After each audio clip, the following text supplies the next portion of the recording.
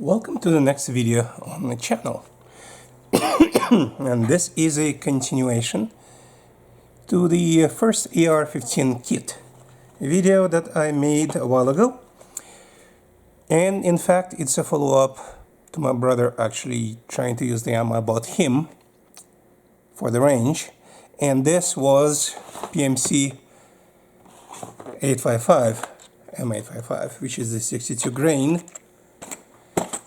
ammunition, and he was not allowed to use it at an indoor range in Ohio because they don't allow steel cores. So I wanted to discuss for the people that are getting their first ARs and are buying the ammo. They're looking, oh, what is the best round? And many people, many stores are going to say, oh, buy M855, which is a great ammo, not just for the range, but also for self-defense. Again, in some situations.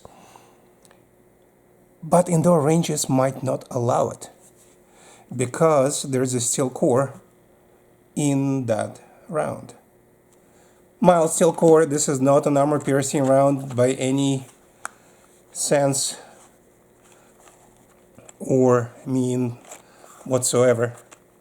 So how do we find out whether your ammo is going to be allowed at the range? So let's take a look. You're going to need your ammunition that you bought and plan to use and some kind of a magnet. Now, if you see green tip, it's going to have a mild steel core penetrator. This is not in any sense or form armor piercing. You're going to see a brass case that is not going to be magnetic, and you're going to see your magnet attaching to the bullet, which usually means this is great ammo but not for the indoor range price usage. The reasoning might be multiple. Their backstop, the panel at the back of the range, does not allow 855. It does penetrate slightly more than the ammo without the steel core. They might be afraid of a spark to hit the powder on the floor and ignite a fire. Those are usually the cases why they don't like that kind of ammo. What are the choices? And the choices are going to be in a separate video. I brought darn near every type of 5.56 ammo I could find at home, and a lot of it is 62 grain, but not all of it steel core. The easiest ones, in my mind, are the alternative M193 from PMC. Again, we have a lot of Korean ammo in the US right now, and this is mid-March 2024. It costs literally the same. 223 PMC bronze, 5.56 M855 62 grain X-Tac, and 55 grain X-Tac in my stores and where I'm looking online. So here's an example. This is a range mag, one of them, loaded with new or older PMC 55 grains. Now on this one, the Lancer mag has steel lips, so not easy to check, but PMag does not. So you see, there is no magnet reaction other than to the spring in the mag. Now, one thing that the range might ask you is to bring the ammo separate from the mag so that they can check it. That way they will know exactly what is loaded in the magazines. Because sometimes you have to take the ammo out and read what's on the back or magnet, and it involves a lot of extra effort. Not everybody likes extra effort. So take your ammo in the cans or in the boxes or in whatever method you use, and you will need to load them at the range. Please plan for that extra time. Now, I go to private range that does not have any of these restrictions. So whatever I bring is whatever I shoot. As you can see, I showed different types of ammo from different 5.56s, and that's going to be a separate conversation. Next type of ammo, some ranges do not like for two reasons.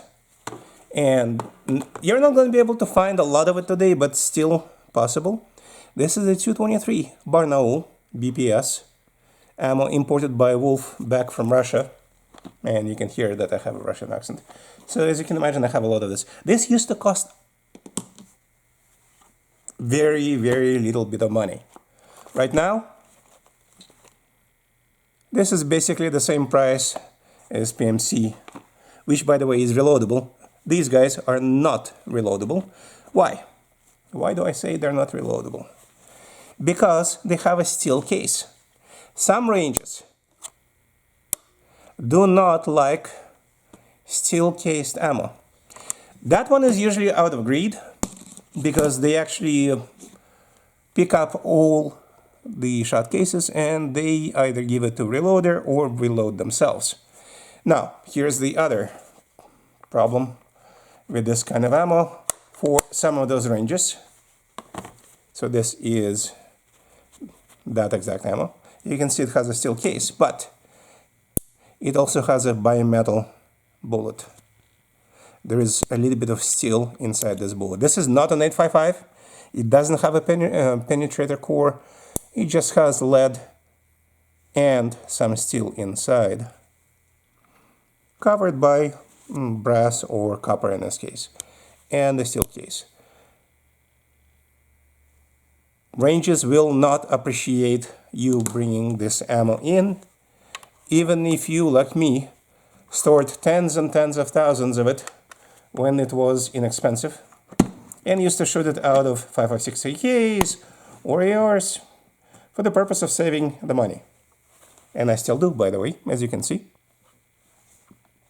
But many ranges will not like that. So check with your range, your gun range, your shooting range, what kind of restrictions they have on ammo. My range doesn't care. They don't pick up the brass. They have 50 caliber steel plates. It's an open range, so no powder to be ignited. All of that is fine. So that's the situation that I wanted to mention for the first time users. Take your ammo in its boxes. Verify before you go to the range what kind of ammunition, bullets or cases, both, they allow, and whether they have problems with you bringing the magazines loaded. And also check your laws. Some states do not allow transportation of your gun and your magazines in the same volume, so to speak. I'm in Florida, they don't care. Plus I have all kinds of licenses. So, if they don't allow it for you to load, get a Maglula, AR-15 Maglula, to save your fingers and save you time. Or some kind of other magazine loading tool. If they do, load it up, take it to the range, have fun, and be practical. Thank you for watching. Until the next time. And my recommendation is to go with 5.56 55 grain over 223 because this is, for AR-15, is a bit more reliable due to extra power in the round. That is my approach. To each their own, but all I can say is from my own experience. Until we see each other again, and we will talk.